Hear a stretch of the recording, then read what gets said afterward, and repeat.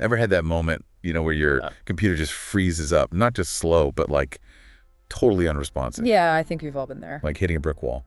Well, today we're doing a deep dive into one of the culprits behind those computer meltdowns. Deadlocks. Deadlocks. We've got some technical documentation to guide us. Okay. We'll explore what a deadlock is, how they happen, why they should matter to, well, anyone who uses a computer. Right, which is pretty much everyone these days. And the interesting thing is, you don't really need to be a programmer or an engineer to get these concepts. Right. Once you get the basics, it's almost like a logic puzzle happening inside your machine.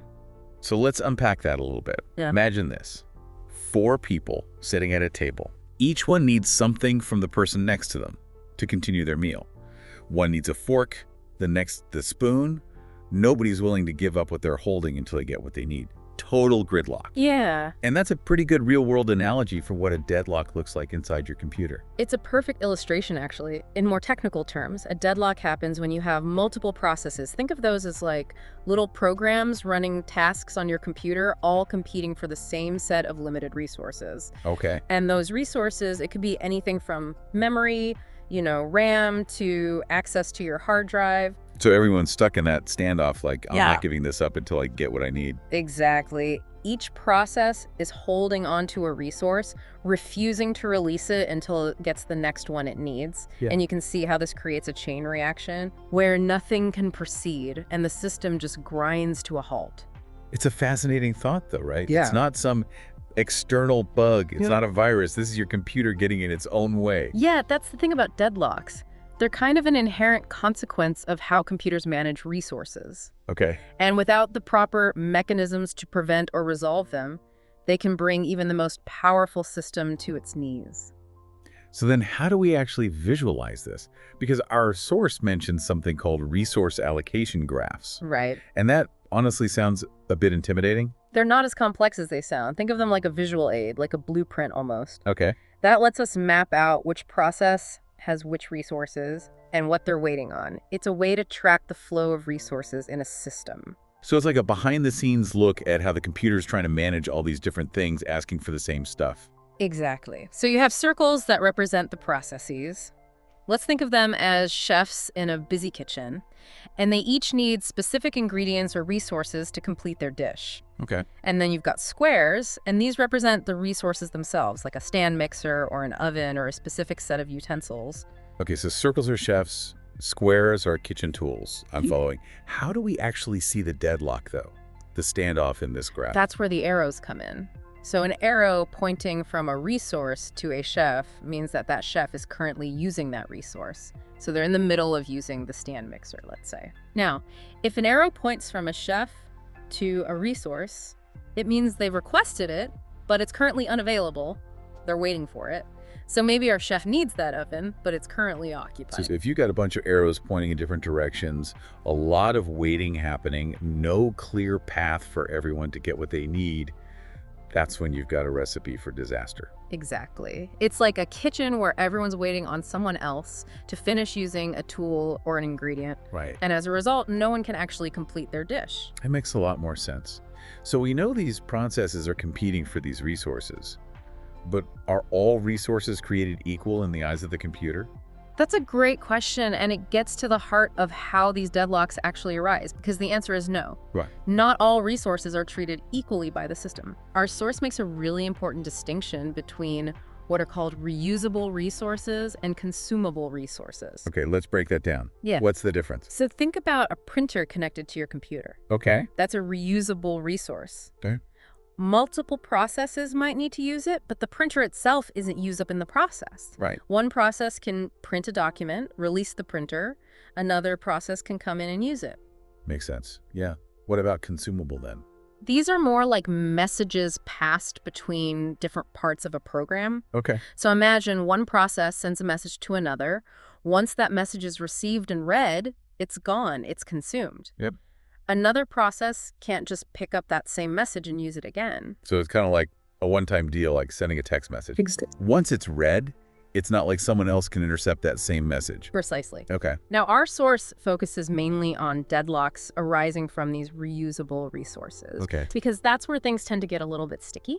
Okay. Consumable resources can have their own set of challenges, Sure. but they don't usually lead to these kind of system-halting deadlocks in the same way. So it's like our chefs from before, all fighting over the same oven or the same stand mixer. Exactly. Not so much who gets to read which message first. Right. It usually takes a conflict over these reusable resources to bring about a full-blown deadlock. Got it. And to fully grasp how that happens, we need to zoom in a little bit on the steps involved. Okay. This dance of resource allocation, if you will. Okay. Our source calls this state transitions. All right, so let's break it down then. What are these state transitions? So imagine our processes are now like dancers moving around a ballroom. Okay. There are 3 main moves they can make, 3 key transitions: requesting a resource, acquiring a resource, and releasing a resource. So they're politely asking for a dance, then taking the floor if the request is granted, and then parting ways when the dance is over. A very elegant way to put it. Right. And in a perfect world, this is how it would always work. Right. But just like in a crowded ballroom, things can get a bit messy. For sure. Let's say process A requests a resource, but that resource is currently being used by process B. Okay. No problem. Process A patiently waits its turn. Okay. But what if process B, to continue its own dance, needs a resource that's currently held by process A? Ah, I see where this is going.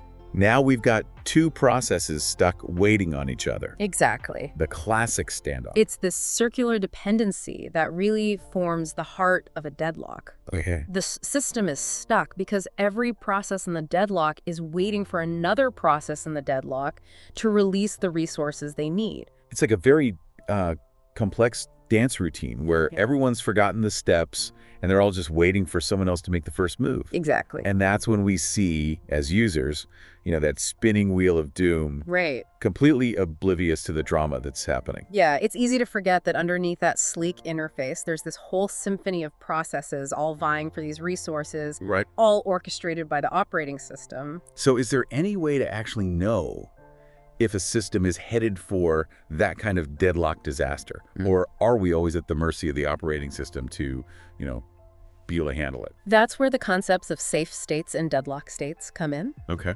And this is where, a deeper dive into this, into how these resources are managed, gets really interesting. Okay, so safe states, deadlock states. Yeah. It's like we're talking about 2 very different outcomes here. Yeah, you've got it. They really are. Think of a safe state as a well-run restaurant kitchen, Right. You've got all the chefs. They need different ingredients, tools at different times, but there's a system. Right. There's a plan in place to make sure that everyone gets what they need to finish the dish. Okay. No deadlock, because the operating system, that's our head chef, Right. can sort of foresee any problems. Got it. And make sure that the resources are shared out in a way that keeps things moving. So in a safe state, our metaphorical chefs, they might have to wait their turn, Right. but it's never going to be a situation where everyone's stuck waiting on someone else. Exactly. Now, deadlock state, that's like the chaotic kitchen Right. where everyone's waiting for something they can't have. Right. And no matter how long they wait, no matter how the resources are allocated, they're never going to be able to finish their tasks. A recipe for disaster. And I'm guessing those resource allocation graphs that we were talking about, they could actually show us whether a system is in a safe state or headed for deadlock. Oh, absolutely, yeah. By looking at those graphs, we can trace the flow of resources and see, are there any of those circular dependencies forming? That's the telltale sign of a potential deadlock. So the operating system could look at that blueprint and say, uh-oh, if Chef A needs the oven that Chef B is using, but Chef B won't give it up until they get the stand mixer from Chef A, we've got a problem. Exactly. That's when the operating system has to step in with its deadlock detection and, more importantly, its prevention mechanisms. Okay, so how does it actually manage that, though, in real time? Right. Because that seems incredibly complex. It is complex, but this is what modern operating systems are surprisingly good at, and they've got a few strategies to keep things running smoothly. Okay. One approach is what's called deadlock detection and recovery. That's kind of like you wait for the traffic jam to happen, Right. and then you send out the traffic cops to try and sort it out. So is there a way to avoid the traffic jam in the first place? That's the idea behind deadlock prevention. That's kind of seen as the more elegant solution, really. Okay. And a common strategy here is deadlock avoidance. So the operating system, it's actually analyzing every single resource request before it grants it. Wow. Only allows a process to proceed if it can guarantee it won't lead to one of these deadlocks down the line. So it's like our matrids only seating a group if they know there's going to be enough food and staff to serve them. Precisely. Without, messing up the entire flow of the restaurant. Exactly. And to actually enforce this, the operating systems, they might impose some stricter rules on how processes can request and manage these resources. For example, processes might have to declare all the resources they'll need up front, or they might have to follow a specific order when they need multiple resources. So it's always a trade-off, isn't it? Flexibility versus safety. Yeah, it's a balancing act, and the best approach really depends on the system, what its requirements are. So for those of us who aren't, computer scientists, how often are we actually encountering these deadlocks? Probably more often than you think, but the thing is, they're handled so efficiently you never even notice. Right. Imagine if every time a few processes had a little standoff, your computer froze. It's kind of comforting in a way, like it's all happening, but we don't have to think about it. Exactly. But even though they're invisible, understanding them, how they happen, why they matter, it just gives you a deeper appreciation for the complexity of what's going on under the hood. Absolutely. It really does. It really makes you appreciate that even the most sophisticated technology, sometimes it needs a little help to share. This has been fascinating. Thank you so much for walking us through all of this. It's been my pleasure. These fundamental concepts are always fascinating to revisit. And for everyone listening, we hope you've enjoyed this deep dive into the world of deadlocks. So next time your computer throws a tantrum, you'll know there's a whole lot of drama going on behind the scenes. And until next time, keep exploring, keep learning. Ever find yourself stuck, like at a four-way intersection, each car waiting for the others to move first? Yeah. That's deadlock. And it doesn't just happen with cars. Computers can get stuck like that too. That's right. And that's what we're diving into today.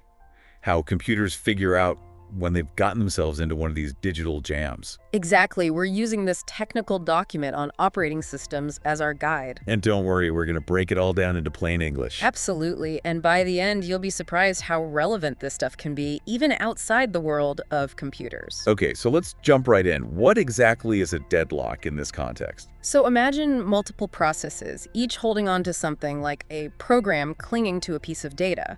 They're all refusing to let go, but desperately need a resource someone else has.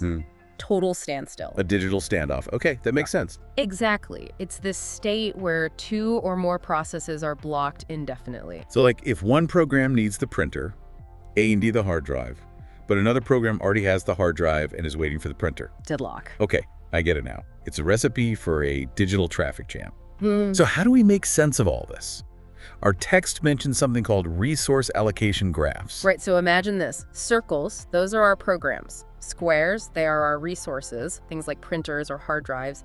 Then arrows between them. Showing which program wants what resource. Exactly. Now, if you see a closed loop in this diagram, you know you've got a deadlock. Everyone's stuck waiting and nothing can move. A visual representation of the chaos. So how do computers actually detect these loops, these deadlocks? They use an algorithm called graph reduction. Think of it like a detective game. You start by seeing if any program has everything it needs right now. If it does, great. We remove it from our graph, free up its resources. Like clearing a path. Exactly, and you keep repeating this step by step until one of two things happens. Either everything is cleared out, no deadlock, or you hit a point where you're completely stuck. Deadlock confirmed. Fascinating. So the system isn't constantly checking for deadlocks, but rather has this kind of on-demand detective work happening. That's right. It's called continuous deadlock detection. The system doesn't need to be paranoid, constantly searching. It only triggers this whole graph reduction process when there's a request that could potentially lead to a deadlock. A more efficient approach. Only investigate when there's a real risk. Exactly. Now, things get even more interesting when we talk about single-unit resources. Things like that printer we mentioned, where only one program can use it at a time. So it's a bit more straightforward, right? Exactly. With these single-unit resources, the resource graph becomes simpler, making it easier to spot those deadlock loops. Makes sense. So, to wrap things up, our text highlights two fundamental theorems about all this. What's the takeaway there? These theorems basically tell us that regardless of how you analyze that resource allocation graph, those pesky loops, they'll always point to a deadlock. The rules hold true no matter how you look at it. So just like at that gridlocked intersection, there are predictable patterns to how these deadlocks occur. Absolutely. And the really cool part is that this concept of deadlock isn't limited to the digital world. Oh, I totally see that. Think about project management, where different teams depend on each other's work. If one team gets stuck waiting for another, You've got a deadlock. Understanding these principles can help you design better systems, prevent these bottlenecks in your workflow. it's about recognizing those potential points of friction before they bring everything to a grinding halt. Exactly. And that brings us to something to ponder. We've talked about detecting deadlocks, but can we design systems so cleverly that these digital dilemmas never even happen in the first place? Now that's a question. Something to think about. Mhm. Until our next deep dive, that is. Ever get stuck in a coffee line? Someone's card's not working, and the whole thing just grinds to a halt. Oh, tell me about it. It happens all the time. That right there is a real-life deadlock. Exactly, except imagine that same scenario playing out inside your computer, only instead of coffee, it's your computer programs coming to a standstill. Resources all jammed up, nothing's moving. It's the kind of stuff that gives you the blue screen of death. Well, maybe not that bad, but you're right. Deadlocks are a big deal, and today we're diving headfirst into how operating systems, the unsung heroes of our digital lives, manage to dodge these digital disasters. And we're not just talking about any old deadlock prevention. We're going deep on dynamic deadlock avoidance today. And to help us navigate these tricky waters, we're pulling from a super fascinating technical document aptly titled Pasted Text. Okay, so before we get lost in the weeds, I gotta ask, how do the experts even begin to wrap their heads around these potential digital traffic jams? Well, they've come up with a pretty ingenious visual tool. Imagine a map, but instead of roads, we've got something called resource allocation graphs. Okay, I'm intrigued. Visual aids, I like it. Break it down for us. So picture this. These graphs show us all the processes running on your computer. Think of them like tiny little digital delivery drivers, and they all need access to different resources like memory or files to get their deliveries done. So it's like a map of who needs what and where they're trying to go. Exactly. And the beauty of it is, by mapping it all out, we can actually spot those potential deadlock situations before they wreak havoc. It's like having a traffic control system for your computer. Okay, that makes sense. So we're not just reacting to crashes, we're preventing them. But how do we know how much each of these digital drivers might need? That's where this maximum claim thing comes in, right? You got it. Maximum claim is all about figuring out the absolute most a process could ever need of a particular resource. It's like knowing how many cars might potentially try to fit on a road, even during rush hour. So you're saying that knowing these maximum claims beforehand is crucial for this whole avoidance strategy? 100%. It's like having that traffic report before you leave the house. You know what you're getting yourself into. Makes sense. So on our resource allocation graph, we've got our drivers, their routes, and the maximum capacity of each route. But are these claims also visually represented? Oh, absolutely. We're talking about a visual aid here, remember. We use dashed lines on the graph to represent maximum claims. It's kind of like saying, hey, this process might need this much space down the line. And then we use solid lines to represent the resources that are actively being used and any pending requests. So it's like a dynamic map, showing us not just the current traffic flow, but also any potential bottlenecks in the making. You got it. It's all about maintaining a smooth, efficient flow of traffic, digitally speaking, of course. This is fascinating stuff. Okay, so we've got our map, we've identified the potential danger zones, but how do we actually go about preventing these digital pileups? This is where it gets really interesting, right? So we've got our trusty digital map. We can see where the traffic's heavy, where those potential pileups might happen. But how do we typically stop that from happening? This is where it gets really clever, doesn't it? Oh, absolutely. This is where we bring in the big guns. Well, not literally, but we do have a pretty powerful tool up our sleeve, the banker's algorithm. Banker's algorithm. Okay, I'm picturing spreadsheets and loan applications. Try me. Well, you're not a million miles off. It's all about strategic resource allocation. Just like a bank wouldn't hand out loans willy-nilly, right? They need to make sure they've got enough to cover all their commitments. So we're saying the banker's algorithm makes sure the computer never runs out of resources to lend out. No digital bankruptcy for us. Yeah, you're getting it. So when a process requests resources, say a chunk of memory or access to a file, instead of just saying, sure, here you go, the system does a little thought experiment. A thought experiment. Sounds intriguing. It's like a what-if scenario. Mhm. The system pretends it's granted the request, updates that resource allocation graph we were talking about, and then takes a good hard look at the situation. So it's like the system is looking into the future, seeing if this decision is going to cause problems down the line. Exactly. It's all about foresight. It checks if, in this hypothetical world where we've handed out this resource, everything still runs smoothly. Can all the other processes still get what they need without causing a deadlock later on? And if the answer is yes, Green light. The request goes through, everyone's happy. But if giving out that resource, even hypothetically, risks a digital traffic jam down the line. red alert, abort mission. Pretty much. The system hits the brakes, denies the request for now. The process might have to wait a bit, but hey, better a little patience than a full-blown system crash, right? Absolutely. So by being this cautious, this banker's algorithm ensures what's called a safe state, right? Like no matter what gets thrown at it, the system is inherently stable. You got it. A safe state means that no matter what resource requests come in next, we've structured things in a way that avoids those dreaded deadlocks. It's all about staying one step ahead. This is incredible. It's like our computers are playing chess, thinking several moves ahead, but I have a feeling it's not always this complex, right? I mean, are there scenarios where this deadlock prevention process can be a bit more straightforward? So Yeah. there are times when this whole deadlock thing is a bit less, I don't know, dramatic. You could say that. Sometimes it's a lot more straightforward. Lay it on me. When does the system get to take a shortcut? Well, think about it. Not all resources are created equal, right? Some things, by their very nature, can only be used by one process at a time. We call those single-unit resources. Okay, I'm thinking like a printer. You try printing two things at once, you've got a paper jam for sure. Bingo! And when you're dealing with these single-unit resources, those deadline possibilities become crystal clear. It all boils down to one question.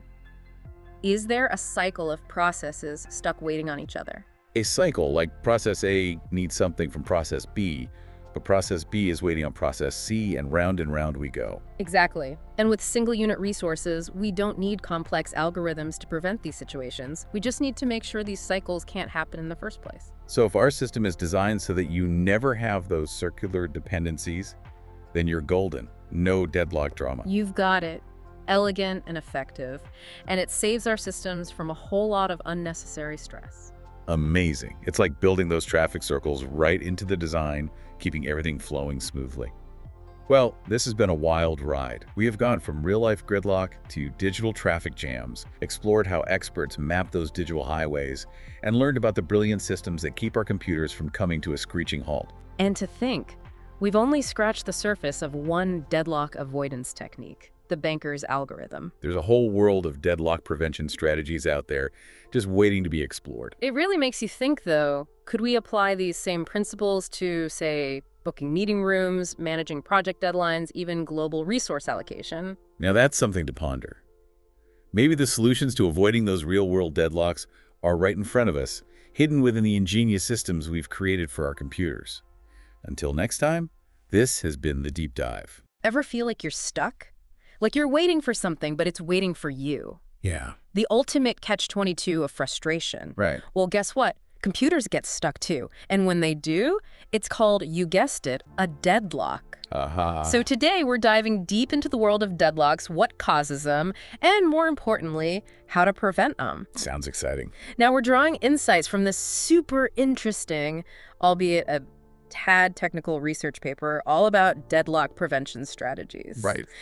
Don't worry though, we'll break it down into, dare I say, fun-sized pieces. Okay. First things first, what is a deadlock in the tech world? What are we even talking about here? Okay. Imagine you're trying to book a flight in a hotel online. Mm-hmm. Right. So the airline won't let you confirm that flight without a hotel confirmation first. Ugh, And then the hotel, they're saying, hold on, we need to see that flight confirmation. classic. So you're stuck, right? You're worst. That's your deadlock. In technical terms, it's the hold and wait condition. Each process has got something, is holding on to it, but they're waiting for something else, and boom, everything just freezes. It's like those travel websites where you're frantically refreshing both tabs, hoping something changes. Exactly. Besides ruining vacations, what else causes these digital dilemmas? All right, so picture a four-way stop. Yeah. Every single driver is being overly cautious, Oh, no. waiting for the other to go first. What happens? Gridlock. Exactly. A recipe for a traffic jam. Yeah. Right. Now, in computer terms, that's your circular wait. Mm-hmm. You've got multiple processes, each needing a resource that someone else has, creating this loop of dependency. Okay, so we get what causes these digital logjams, right? Yeah. But how do we actually stop them? I mean, that's the million-dollar question. Right. And our paper, it dives into some pretty clever strategies, doesn't it? It does. It does. One way is to tackle that hold and wait head on. Think of it like before you even start cooking, you have all your ingredients, all your tools ready to go. Mise en place. Exactly. Yeah. No more waiting for that one missing spice. Right. The downside is you might have some stuff just sitting there. Not very efficient, but at least you're not stuck. True. The other tactic is to break those circular dependencies we talked about. Okay. Like, think about traffic rules, right? They make sure cars enter a roundabout in a specific order. Right. Maybe not the fastest for every single person, but it keeps things moving, prevents a complete standstill. That's a really interesting point about traffic. I never thought of it as like deadlock prevention in action. It is. So these principles, they aren't just stuck in the digital world, huh? Oh, absolutely not. Think about project management, for example. Okay, yeah. Allocating resources, Right. managing those crazy task dependencies. Right. Understanding deadlocks can make teams so much more efficient. Oh, absolutely. And of course, ever wonder how your computer juggles like a million things at once without totally crashing? Every day. Deadlock prevention is a huge part of that. Yeah. There are actual algorithms, like something called the Banker's algorithm, which help operating systems manage resources carefully. Wow, algorithms for that. That's wild. But here's a curveball, our source. It talks about eliminating hold and wait, right? But could there be times where deliberately causing a temporary deadlock, Oh. like on purpose, Okay. could actually be a good thing in the long run? That's actually a really interesting point. Because, Okay. yeah, in a super complex system, a controlled temporary deadlock in one spot Mm-hmm. could actually stop a much bigger problem somewhere else, like strategically losing a battle to win the war. Oh, a calculated risk to prevent a total system meltdown. That is mind-blowing. Well, there you have it. From traffic jams to strategic sacrifices, we've covered the ins and outs of deadlock prevention. Who knew something so technical could have so many parallels to our everyday lives, right? Exactly. We want to hear from you. What do you think about this whole temporary deadlock idea? Let us know on social media. Until next time, happy exploring.